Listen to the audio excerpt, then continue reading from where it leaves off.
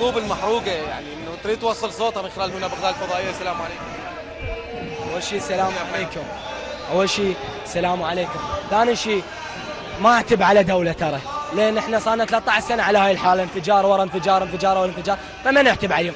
انا اعتب على هاي العالم، هاي هسه الواقفه الجاي تلطم، ترى ما يفيد هذا اللطم. الله وكيلك 3 أيام 4 هسه يطشون ويروحون، بس مو راح يوصلونا لبيوتنا، راح يطبون يقتلون خواتنا. ليش ساكتين يا اخي؟ طلعوا ليش هسه كل واحد عنده حزب؟ ليش كل واحد يجرب حزبه؟ احنا مو ربنا واحد يا اخي، يا اسلام يا دين، انت مو عندنا رب واحد لو لا؟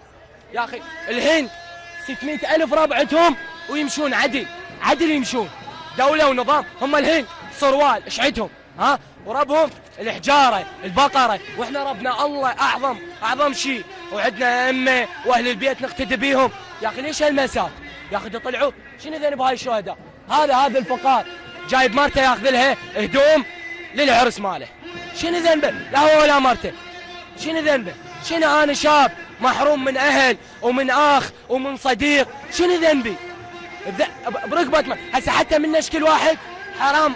رب العالمين موجود، لازم اشكر رب العالمين، بس انت رب العالمين ما يرضى بالظلم. يا اخي ليش ساكتين؟ سيد الشهيد يقول انا حررتكم فلا يستعبدكم احدا من بعدي. يا اخي ليش يا يجي يستعبدنا؟ خلينا نطلع، خلينا نصير ايد وحده وخلينا نطلع. شوف احنا ايش قد هسه، ايش قد ما عد الزلم، عد هاي النسوان الواقفه هسه اذا طلعت الثور وسقط الحكومه، وانا اشهد على هذا كلامي. خوش حكي وانا مسؤول على هذا كلامي، وهذا مو انفجار، خلوها ببالكم.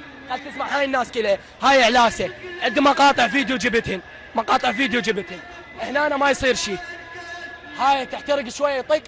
حتى بهذا المحل جبت مقطع تصوير فيديو من هذا المحل، ما بيمشي، يطيح بالقاع ويرجع يقوم، لا نار لا هاي. يصير يطلع واحد منا يرمي، واحد منا يرمي، ويقتلون بالناس ويحرقون. هاي العالم واقفه ما حد يتدخل. ابو السيطره، انا مواليد 98 صغير ترى، نلعب على ابو ناس، اجي من ابو ناس من انا على هاي السيطره، اجي من هاي السيطره يقول له هويتك. قلت له انا صغير ما شايل هويه، يحكي وياي وعينه على النسوان، لو يحكي وياي وكان تليفونه ومكنك. زين وين النظام؟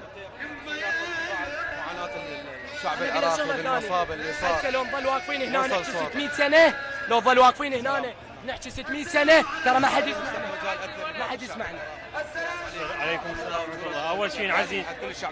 اول شيء نعزي نفسنا، وبعدين نعزي الشعب العراقي كله. بس احنا عندنا مطلب واحد من المرجعيه، مثل ما انطت فتوى الجهاد نريد فتوى العصيان المدني على الحكومه هذه الفاسده.